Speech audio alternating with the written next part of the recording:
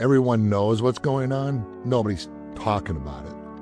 I observed that one of the sons, one of the brothers, really wasn't committed to the business. He just didn't get anything done. The sacrifices that a coach has to be ready to make for success. The other side of it is we see now, as we're talking to coaches, one of their primary frustrations is this hot potato with crucial conversations. Parents who are willing to hold their children accountable as adults, you get tired. Welcome to the McFarland Method. Today we're talking about family business dysfunction, why manufactured roles threaten transferability, why your best people won't tolerate it, and what coaches can do about it. And then in the second half, just for our coaches community, Byron's going to walk through an extreme case, a family that doubled down right before retirement, took on 8 figures of debt, bet everything on the next generation, and then realized that maybe the successors weren't ready. So let's dive in, Dad. So when you say the org chart is designed for keeping the peace, let's go with an example. What does a manufactured role actually look like? And I guess, what do we mean by a manufactured role?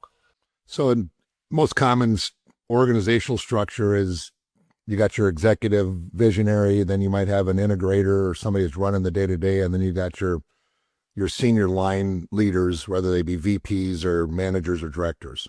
You're familiar with that setup? Yep. So you plug a family member into either one of those line leadership roles, typically is where they end up, as they're leading a department like marketing or sales or operations or finance, or typically they're playing a role in one of those 3 spaces. And most commonly they're kind of stuffed into a role, and then they suffer.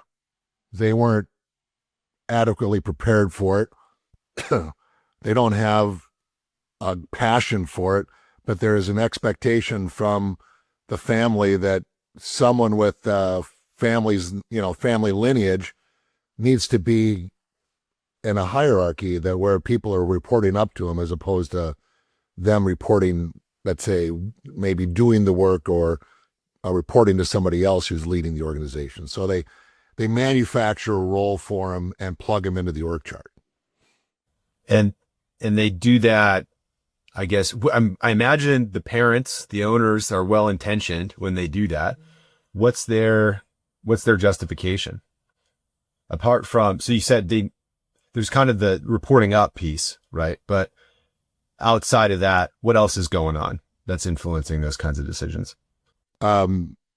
Usually the parents are enabling this to happen by picking up the slack and making up the difference between what that role should be doing and what it currently is doing. So dad or mom are picking up the slack, and they're playing that role too.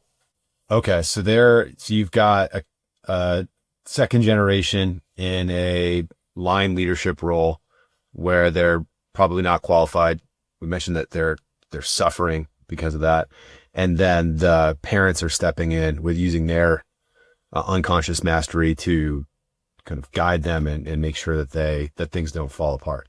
I chose the phrase "things don't fall apart" because I can't imagine that them stepping in is actually is growing the business in a way that having the right person in that seat would.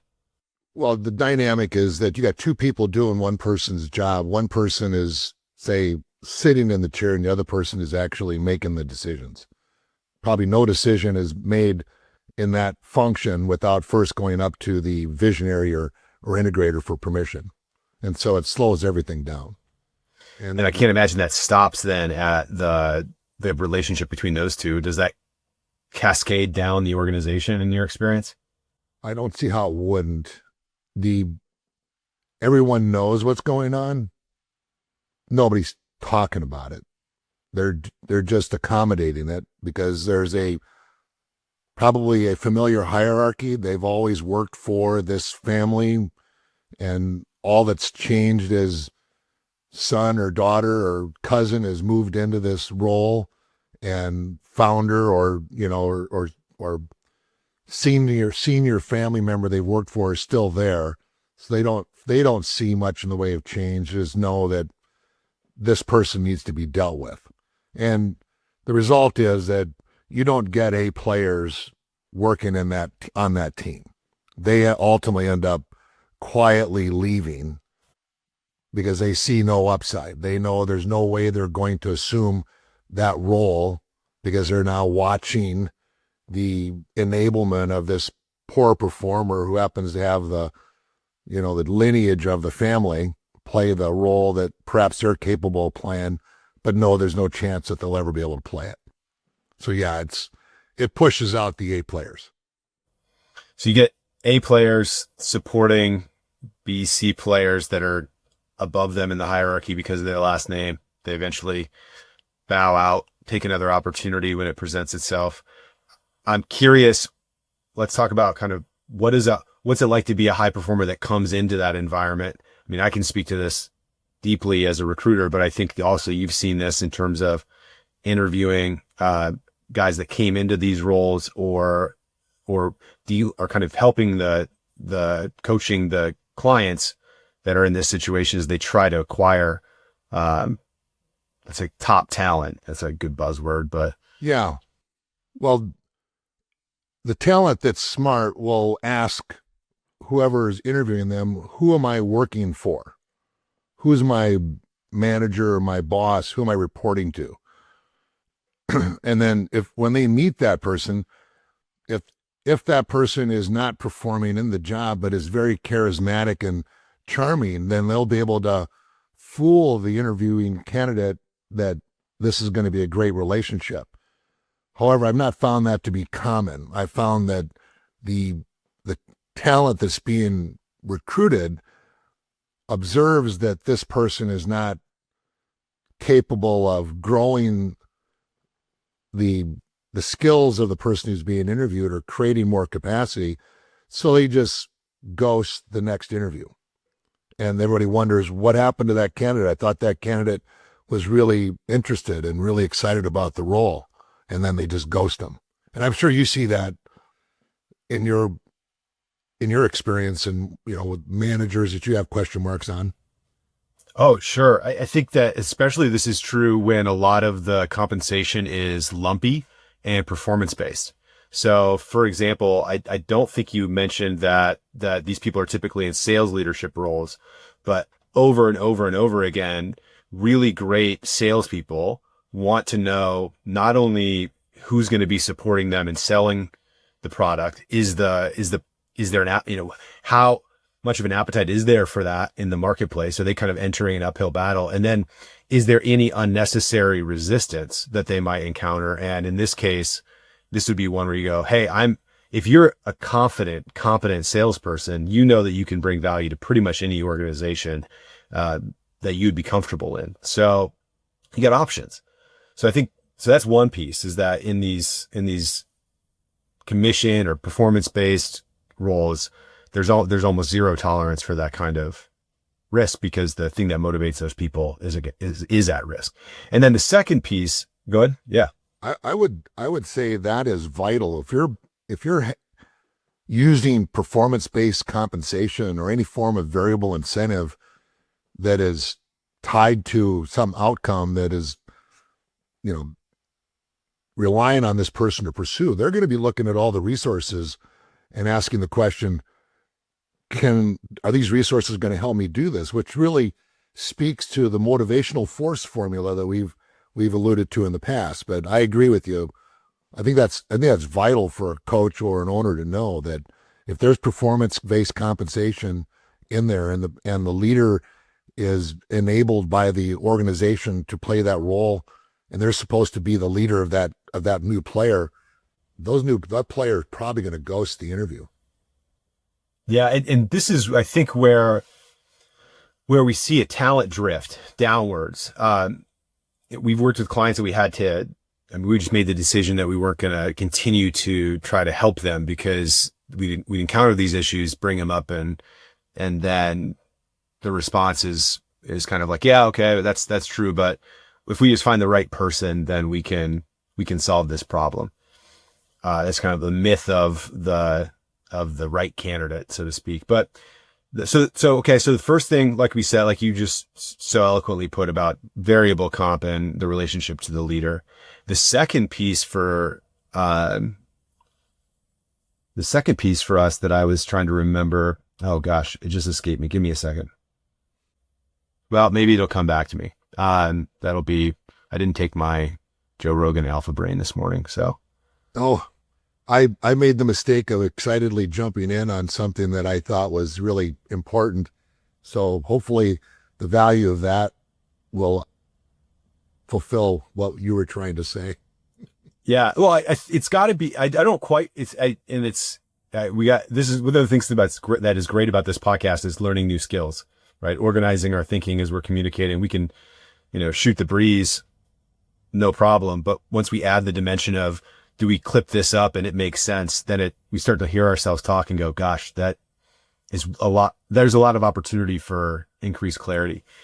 I think the thing that I was probably going to get to was the drift downwards in terms of a talent that's attracted to a business.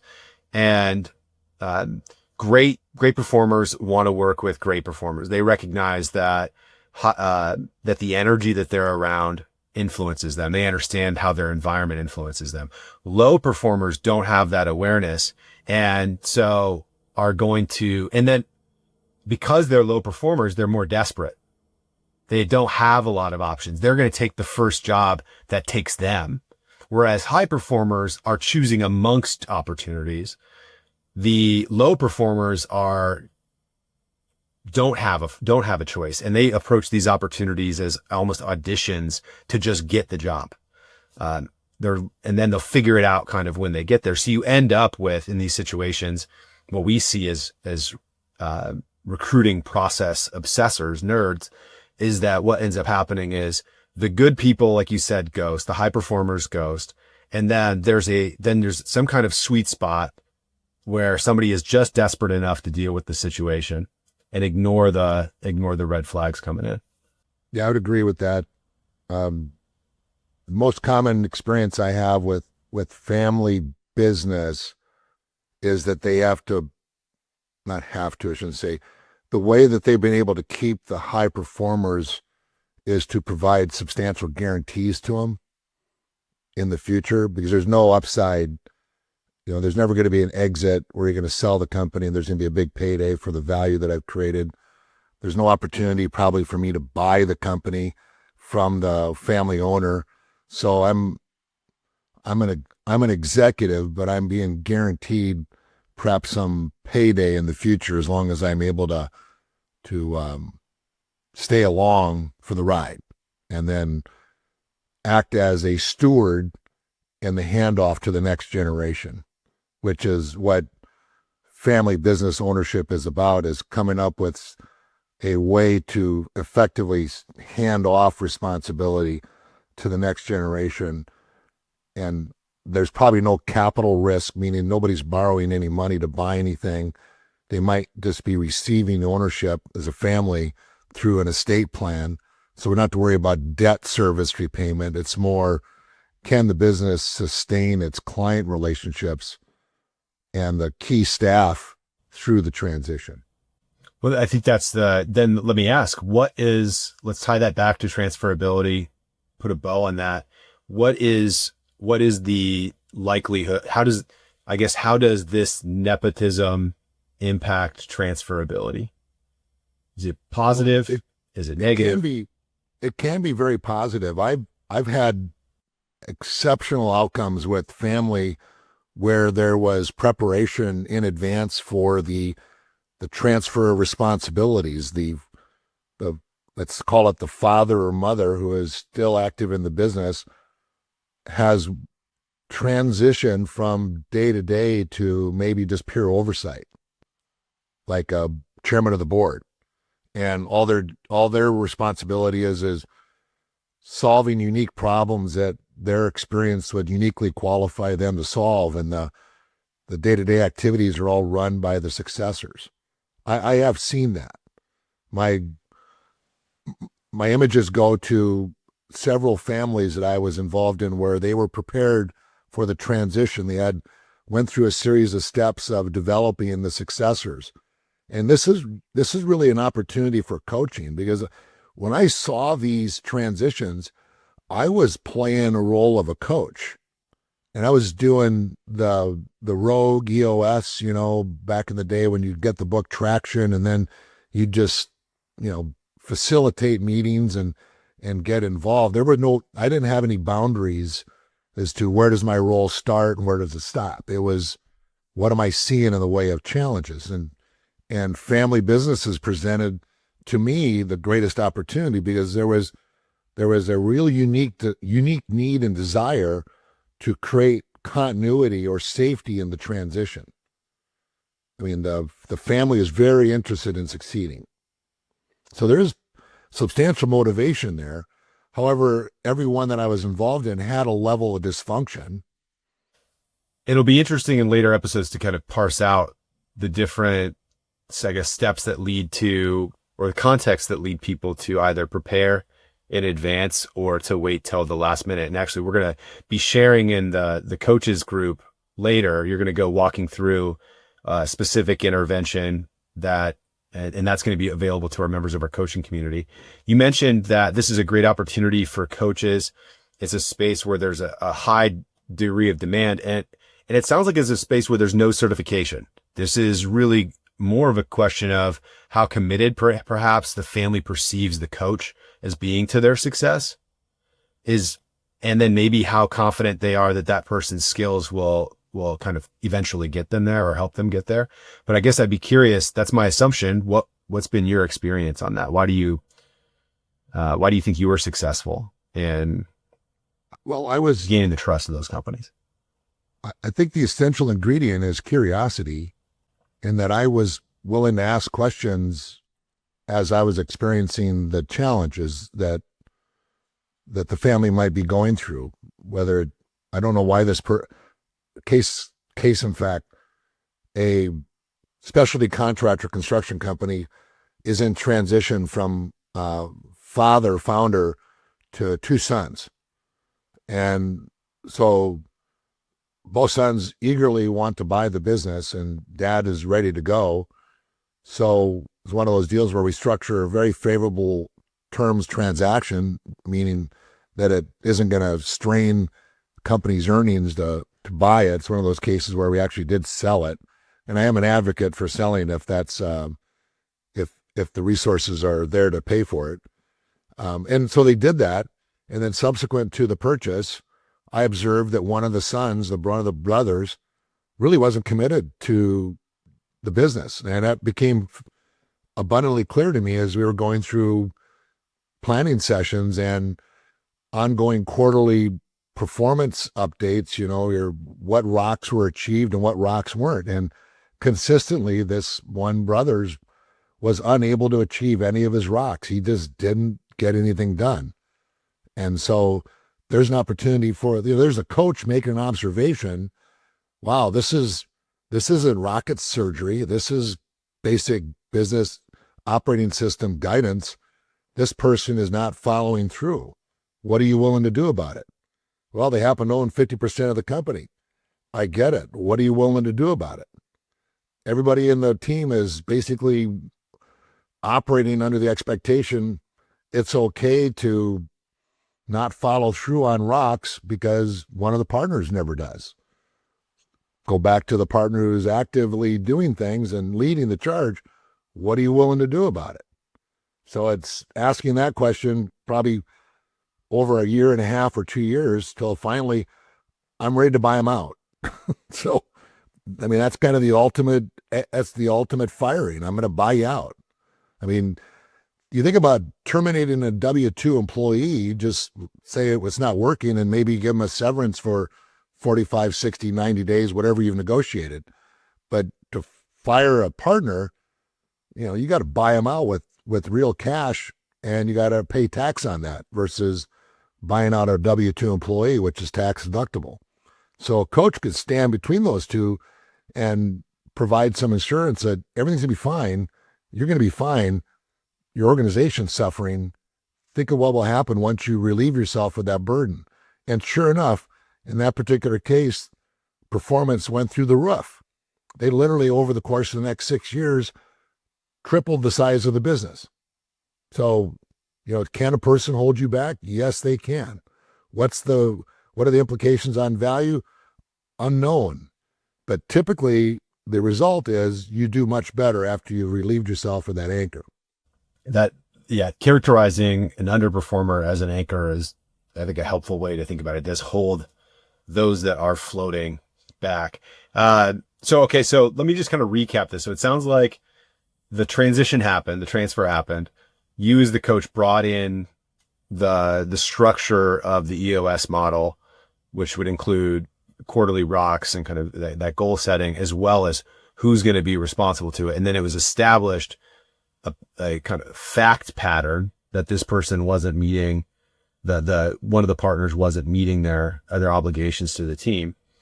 And then eventually that motivated the other owner to just buy him out. And then that resulted in kind of cutting an anchor, and then they tripled their business in a couple of years. So yes. That seems like, I got to believe too, and this is, before we transition to the coaches community, I got to believe that the people that these owners, whether they're the first generation or the second generation and that all of them have to have some level of awareness that this is going on. And that is contributing to the just general suffering, is the awareness, like kind of the awareness that this really shouldn't be the way that it is. Maybe I shouldn't be in this role, or my brother shouldn't be in that role. And it creates a kind of baseline dysfunction, as we call the tension. Well, once you remove the parent, the specter of the parent's involvement, then there's no longer any place to hide. Nobody's accommodating for them, is what I've experienced. And parents who are willing to hold their children accountable as adults, you get tired.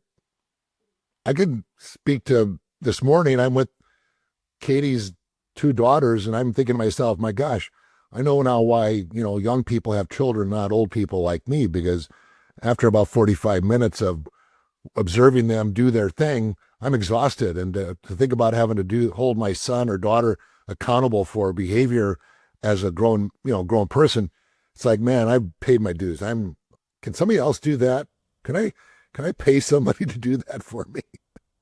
Well, that's something so Yvonne's having these conversations with coaches every day. And one of the themes that we're starting to establish is a frustration that the owners aren't doing their job, so to speak. That like they're almost, the owners are trying to pawn off the unpleasant responsibilities of being the coach onto the coach.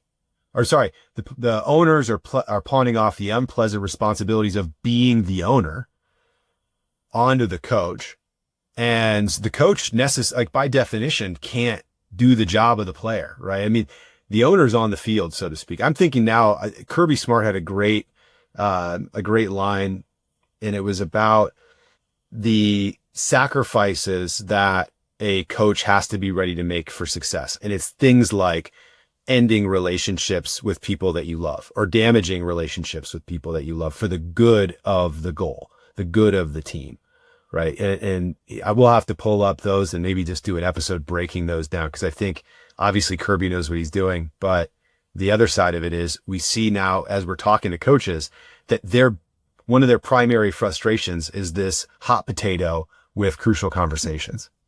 Yes. Wow.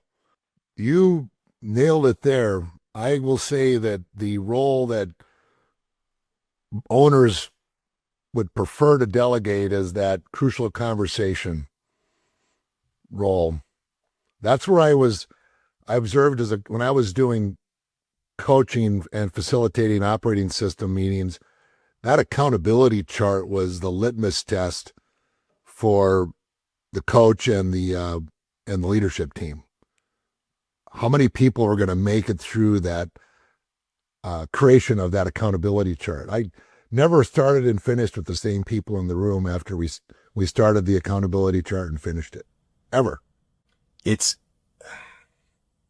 not surprising. It's what gets measured can get managed, I think. Is that the phrase?